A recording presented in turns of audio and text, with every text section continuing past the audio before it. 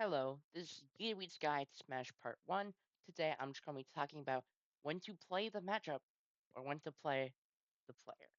So there's matchup, player versus player, and then player versus matchup. Matchup versus matchup is pretty simple.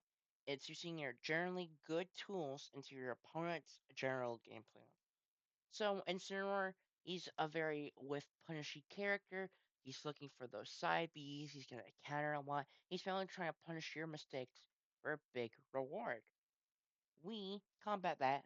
We as in Robin, where we generally use 11 Nair and Arc Thunder, stuff like that, and Thunder. Um, and you're trying to play with very little risk. You want to play very safely. Because you don't know what your opponent's gonna do. And you also need knowledge of move interactions, like Palutena's neutral B will beat out Robin's Thunder, Arcfire outlasting and still trapping Incineroar, even if they counter, and then L Thunder beats Young Link Arrow. It's a bunch of small interactions like this that can change a matchup, or just how you approach a matchup in general. Player versus player. This might shock you, but you need zero knowledge on the general game plan for any matchup. Instead, it requires two things: knowledge of one's own tools, so basically you know how your moves work, and like their basic frame data, like, oh, this is my fast move, oh, this is my strong move, and a very rudimentary understanding of your opponent. It can be as simple as from ledge he likes to jump, or it can be he seems to like side B a lot. You'll almost never start off the set with knowledge of a player's habits, so this will almost never be the default. This also applies to like top players because they adapt so well. It's why they are a top player, and it's very hard to avoid. Even if you VOD review Sparko for hours, you're probably not going to be able to beat him because he's just that good at adapting.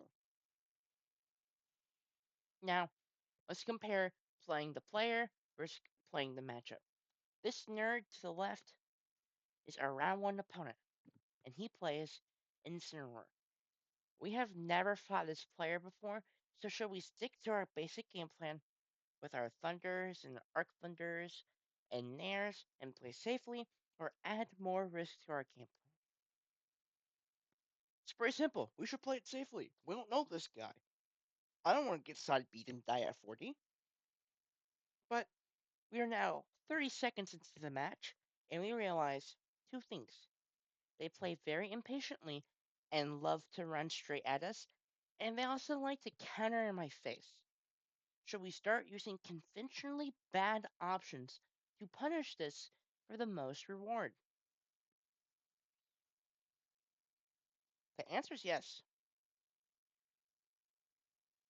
Arcfire has the most reward in this situation. Arcfire can kill Incineroar with like bad SDI and like literally zero, and with good SDI at like 30. Nair and Thunder, they can never do this. 11 up air, they cannot do this. And why we should do this is that the interpreted risk is simply no longer there because we know what they're going to do. We've seen it before. They have shown us that they're going to constantly run in, and they have shown us that they are not afraid to rip counter in our face. Arcfire beats both of these options. And until they show us that they are conscious of our arc fires and why we're doing arc fire and they adapt, there's no risk to doing it because they're not changing. We're gonna continue killing them at zero, and they're gonna be like, "Oh no, why am I losing?" And then you can tell them after, and they're like, "That's so obvious." Now, the higher skill level you go in terms of like opponent, the harder it is to find these moments and the less they do them. You might realize that Sparkle likes jumping off of ledge, but the next stock he ain't doing that whatsoever. It's a very complicated game, but y'all voted for this, and I hope this makes sense.